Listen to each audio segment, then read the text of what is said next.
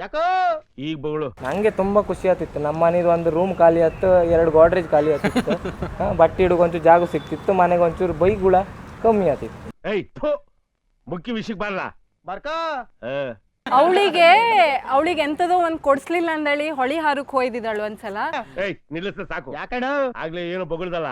ಹೊಳಿ ಹಾರಕ್ ಹೋಯ್ದಿದ್ದಾಳು ಒಂದ್ಸಲ. ಹೊಡೆದಾಕ್ಬಿಡ್ತೀನಿ, ಮುಂದ್ ಕೇಳು. ಅವಳ ಬರ್ತಡೇ ಇತ್ತು. ಆ ಬರ್ತಡೇ ದಿವಸ ಬರ್ತಡೇ ಮಾಡ್ಲಿಲ್ಲ ಅಂತಂದ್ರೆ ನಂದು ಡೆತ್ ಡೇ ಇವತ್ತಂತ ಅವಳ ಅಮ್ಮನ ಹತ್ರ ಹೇಳ್ತಾ ಇದ್ಲು ಅವಳು. ಹಾಳಾಗೋಲಿ ನೋಡೋ, ಇಲ್ಲಿ ಜಾಗ ಇಲ್ಲ, ಇನ್ 2 ಇಲ್ಲ ಇನ್ಗೆ ಆಗಂಗ್ ಹೇಳ್ಬೇಕು ಹೇಳು. ಆಮೇಲೆ ಒಂದ್ ದಿವಸ ನಾವೆಲ್ಲ ಮೈನಣ್ಣೆ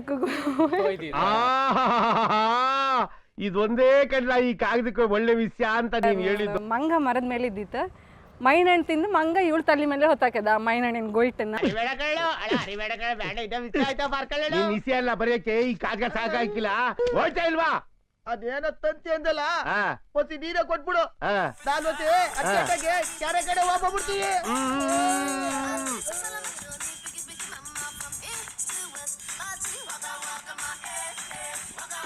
ಬಂದ್ ಮಾಡಿ ಬಂದ್ ಮಾಡಿ. ಧೂಮ್ ಧೂಮ್ ತಾನನ ಧೂಮ್ ಧೂಮ್ ತಾನನ ಧೂಮ್ ಧೂಮ್ ತಾನನ ಧೂಮ್ ಧೂಮ್ ತಾನನ ಧೂಮ್ ಧೂಮ್ ತಾನನ.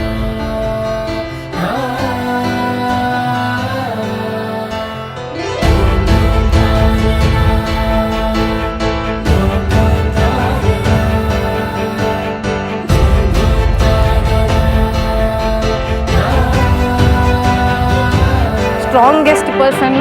ಆಮೇಲೆ ಇಡೀ ಫ್ಯಾಮಿಲಿನ ಮೇಂಟೈನ್ ಮಾಡ್ತಾಳೆ. ತುಂಬಾ ಕಷ್ಟಪಟ್ಟು ಮೇಲೆ ಬಂದಿದ್ದಾಳೆ. ಅವಳ ಮದುವೆ ಜೀವನ ಅವಳಿಗೆ ಒಳ್ಳೆ ರೀತಿಯಲ್ಲಿ ಇಡ್ಲಿ, ಒಳ್ಳೇದಾಗ್ಲಿ.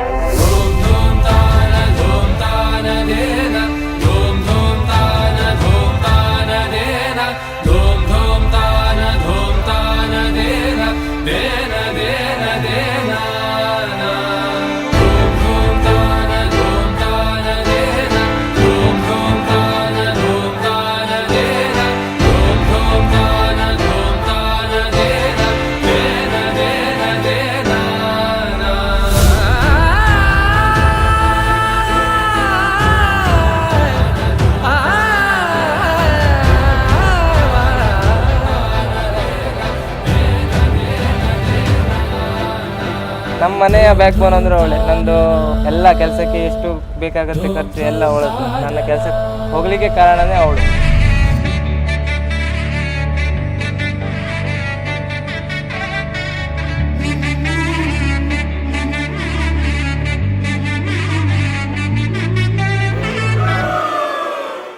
ವರನಲ್ಲೂ ಹೊಸಲ ಒಲವಿಕೆ, ವಧುವಲ್ಲೂ ಹೊಸಲ ಒಲವಿಕೆ, ವಧುವರರ ಚಡಪಡಿಕೆ, ಮದುವೆ ಎಂಬ ಸಂಭ್ರಮಕ್ಕೆ, ಹಸಿರು ಚಪ್ಪರ ಅಂಗಳಕ್ಕೆ, ಹೊಸ ಹೊಂಬಾಳೆ ಸ್ವಾಗತಕ್ಕೆ, ಬೆಳಗಾನೆ ಇಡಿ ಬಳಗಾನೆ ತಾನೆ ತನ್ನನ್ನೇ ತಂದನ್ನೇ ಆಡಿದೆ ಸಂಭ್ರಮಕ್ಕೆ.